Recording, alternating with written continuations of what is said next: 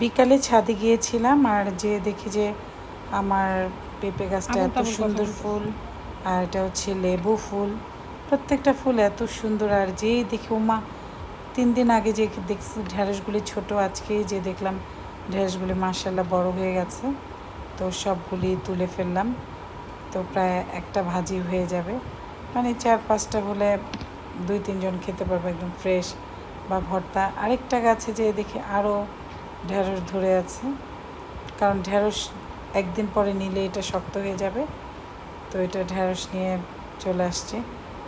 আর এত ভালো লাগলো যে নিজের গাছের ঢেঁড়স, সেটা এই কয়দিন বেগুন খেয়েছি, এখন ঢেঁড়স খাবো।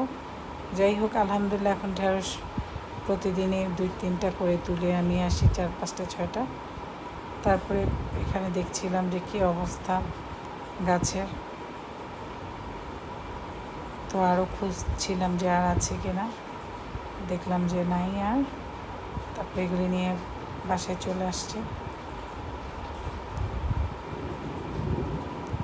আর এখন রাতের ডিনার খেলাম, এখানে রাইস, স্যুপ, চিকেন ফ্রাই, এগুলো আমার দেবর নিয়ে আসছে।